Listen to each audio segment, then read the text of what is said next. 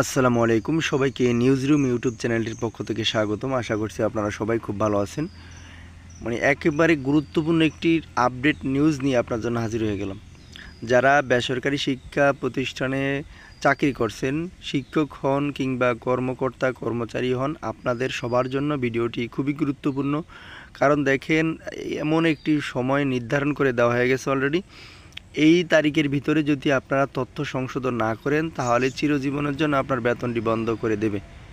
এটা কিন্তু এখন বুঝতে পারতেছেন আপনাদের জন্য কত গুরুত্বপূর্ণ। তাই বলবো যে পুরো ভিডিওটি দেখবেন, তাহলে বুঝতে পারবেন কি প্রসেসে কি প্রক্রিয়া। এখনও সময় হাতে আছে, আপনারা কিভাবে এই কাগজপত্রগুলো ঠিক করবেন। ভিডিও শুরুতে আপনাদের প্রতি অনুরোধ রইল, সেটি হলো আপনি যদি এই চ্যানেলে নতুন একজন দর্শক হন, তাহলে চ্যানেলটি সাবস্ক্রাইব করে দিতে পারেন এবং আমাদের সাথে যুক্ত থাকবেন, কারণ আমরাই সর্বপ্রথম আপনাদের জন্য আপডেট নিউজগুলো সবার আগে এই চ্যানেলে প্রকাশ করি। এপ্রিলে বেতন তথ্য সংশোধনের শেষ সময় জানালো মাওসি। এটা দেখেন রিসেন্টলি প্রকাশিত হয়ে গেছে 4 মার্চ 2025। বেসরকারি শিক্ষা প্রতিষ্ঠানে কর্মরত এমপিভুক্ত 3.5 লাখ শিক্ষক কর্মচারীদের ইলেকট্রনিক ফান্ড ট্রান্সফার বা ইএফটির মাধ্যমে বেতন ভাতা দিয়েছে সরকার। বেতন পাওয়া শিক্ষক কর্মচারীদের মধ্যে 1,89,000 প্রার্থীর তথ্যে কোনো ভুল পাওয়া যায়নি। তবে অবশিষ্ট প্রায় 2 লাখ শিক্ষক কর্মচারীদের তথ্য সংশোধন করতে হবে। নির্ধারিত সময়সীমার মধ্যে তথ্য সংশোধন না হলে তাদের বেতন বন্ধ হয়ে যাবে। এখনও 2 লাখ শিক্ষক কর্মচারীদের তথ্য কিন্তু সংশোধন করতে হবে। তাহলে বুঝতে পারতেছেন, আপনারা যদি শেষ সময়ে অপেক্ষা করেন তাহলে কিন্তু পারবেন না। আপনারা কমপক্ষে হাতে 10-12 দিন সময় শেষ হওয়ার আগেই কিন্তু আপনারা এই তথ্যগুলো ঠিক করতে পারেন। তা নাহলে শেষ পর্যায়ে সবাই কিন্তু একসাথে এই তথ্যগুলো জমা দিতে চাইবে অনলাইনে এবং সার্ভার ডাউন থাকবে, তখন আপনারা ভেজাল পড়ে যাবেন। এরপর কি লেখা আছে দেখেন, মাধ্যমিক ও উচ্চশিক্ষা অধিদপ্তরের মাওসি জানিয়েছে, নামের বানান, জন্ম তারিখ এই দুটি বিষয় সংশোধনের ক্ষেত্রে গুরুত্ব দিচ্ছেন তারা। এটা হচ্ছে একেবারে মেন জিনিস। এটা হচ্ছে নামের বানানের ক্ষেত্রে হাইফেন ডট কমা কিন্তু সবার জন্য স্মৃতিযোগ্য। কিছুদিন আগেও দেখেন এটা কিন্তু প্রকাশিত হয়ে গেছে, যদিও গুরুত্বপূর্ণ এটা, কিন্তু হাইফেন ডট কমা যদি থাকে অতিরিক্ত আপনার নামের বানানোর ক্ষেত্রে, তাহলে কিন্তু সেটা আর সমস্যা নেই। এবং দেখবেন 50% কি মিল রয়েছে কিনা এমপিওসিটির সাথে। যদি 50-এর বেশি অমিল থাকে, তাহলে কিন্তু আপনারা সেটা ভোটার আইডি কার্ড সংশোধনী দিতে হবে। আশা করি বোঝাতে পেরেছি। এছাড়াও কিন্তু আর এর বাইরেও যত কিছু আছে এগুলোও কিন্তু ঠিক করতে হবে।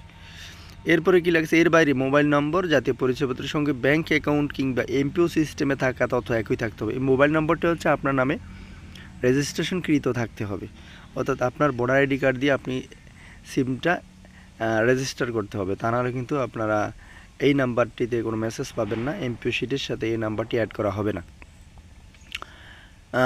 এরপরে কি লেখা আছে দেখেন, এছাড়া .com হাইফেনের বিষয়গুলো প্রতিষ্ঠান প্রধানের সঙ্গে আলোচনা করে ঠিক করতে হবে। এগুলো সংশোধনের জন্য 1 মাসের মতো সময় দেওয়া হয়েছে। জানতে চাইলে মাওসির উপপরিচালক সাধারণ প্রশাসন মোহাম্মদ শাহজাহান ডেইলি ক্যাম্পাসকে বলেন, এফটিতে বেতন পাওয়া শিক্ষক কর্মচারীদের মধ্যে যাদের তথ্যগত ভুল রয়েছে তাদের আগামী 6 এপ্রিল পর্যন্ত সময় দেওয়া হয়েছে।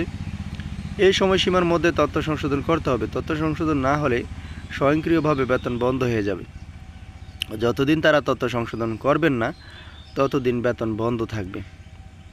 তথ্য সংশোধনের জন্য প্রতিষ্ঠান প্রধানদের ড্যাশবোর্ড উন্মুক্ত করে দেওয়া হয়েছে কিনা এমন প্রশ্নে জবাবে মাওসির এই কর্মকর্তা আরও বলেন, আমার জানা মতে প্রতিষ্ঠান প্রধানদের ড্যাশবোর্ডে অ্যাক্সেস দেওয়ার কথা। বিষয়টি আমাদের education management and information system বা EMIS সেল দেখছে। বিষয়টি সম্পর্কে তারাই ভালো বলতে পারবে। 6 এপ্রিলের মধ্যে অবশ্যই শিক্ষক কর্মচারীদের তথ্য সংশোধন করতে হবে। এদিকে চলতি সপ্তাহে শিক্ষক কর্মচারীদের জানুয়ারি মাসের বেতন হবে বলে জানিয়েছে মাওসির উপপরিচালক প্রফেসর ডক্টর মোহাম্মদ আজাদ খান। তিনি বলেন, বেসরকারি শিক্ষা প্রতিষ্ঠানের কর্মরত এমপিভুক্ত শিক্ষক কর্মচারীদের জানুয়ারি মাসের বেতন নিয়ে সংশ্লিষ্ট কাজ করছে। আমাদের বাজেটের কোনো ঘাটতি নেই, তবে টেকনিক্যাল কিছু কারণে জানুয়ারি মাসের বেতন ছাড় করতে কিছুটা বিলম্ব হচ্ছে। খুব দ্রুত সময়ের মধ্যে শিক্ষক কর্মচারীদের ব্যাংক থেকে টাকা উত্তোলন করতে পারবেন। তো আশা করি বুঝতে পেরেছেন, 6 এপ্রিলের ভিতরেই কিন্তু আপনারা তথ্যগুলো সংশোধন করতে হবে, তা নাহলে কিন্তু আপনারা বেতনগুলো পাবেন না।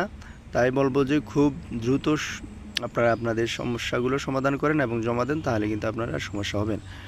পরবর্তী নিউজ পেতে অবশ্যই আমাদের সাথে এইভাবে আপনারা সবসময় যুক্ত থাকবেন। আপনাদের প্রতি শুভকামনা রইল। আসসালামু আলাইকুম।